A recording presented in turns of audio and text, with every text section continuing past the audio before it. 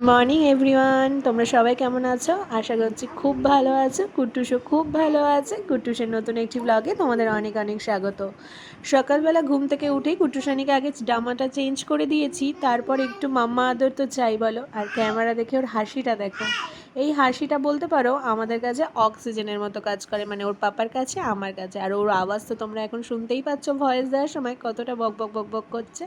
আর এই যে কিছুক্ষণ আমাদের মাম্মা আর বেটি এই আদরটা কিন্তু চলতে পারে, আর এই অক্সিজেনের মতো কাজ করে বললাম না। সত্যি গো, আমাদের অনেক টেনশন হলে, কোনো প্রবলেম হলে ওকে যদি একটু জড়িয়ে ধরি না, ও যবে থেকে হয়েছে মনে হয় টেনশনটা আমাদের কমেই গেছে, কারণ সব কিছুর দায়িত্ব হয়তো ও নিয়েই এসেছে। যাই হোক, এখন ও আমার সাথে সাথে ঘুরবে। আমি এদিকে যা যা কাজ করবো, যেখানে যেখানে যাবো আমার সাথে সাথে মাম্মা মাম্মা ডাকবে আর ঘুরবে। তবে এই মাম্মা ডাকটা কিন্তু ভীষণ ভালো লাগে। সে মা ডাকুক মাম্মা ডাকুক, যখন ও এই আমাকে খোঁজে না, এই জিনিসের ফিলটা হয়তো আমি বোঝাতে পারবো না। তাই আমি রিয়েলাইজ করছি আমরা কিন্তু এত বড় হয়ে অনেক সময় কেন মাকে খুঁজি, আর সেই সময় না পেলে কতটা খারাপ ফিল হয়, সেটা হয়তো আমি এখন আমার মেয়ের জায়গায় দাঁড়িয়ে জিনিসটা রিয়েলাইজ করছি। তারপর এখানে ও একটুখানি খিদে পেয়েছিল, ভাবলাম এখন আর স্যারেলাক্স খাওয়াবো না, ভাতটাই দিয়ে দিই, যে একটুখানি নিজে নিজে তুলে খায়। ও আবার খাইয়ে দিলে খায় না। তারপর খাইয়ে দাইয়ে ওকে স্নান করিয়ে দেবো। ও এখন একটু টানা ঘুম নেবে, আর ঘুম দেওয়ার পর উঠেই আমরা ঘুরতে যাবো। তো তোমরা তো সবাই দেখলে বিকেলবেলা হয়েই গেছে, তো সবাইকে গুড ইভিনিং সবাইকে।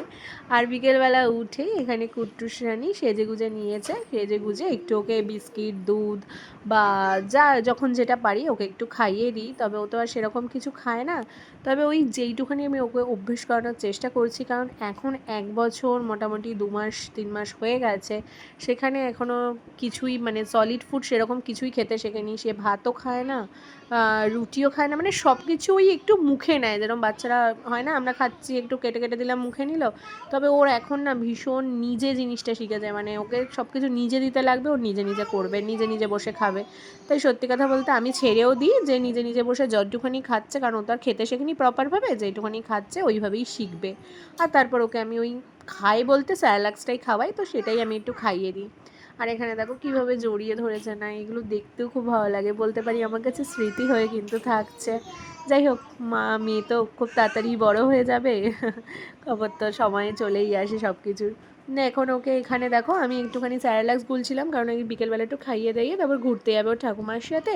আর এখানে ওই হাতের মধ্যে একটু ওকে দুধ দিতে হবে, মানে কি বলে জানো ওটা, ওর হাপা হাপা দাও, হাপা হাপা মানে হাতে একটুখানি ওকে যাই হোক না কেন দিতে হবে।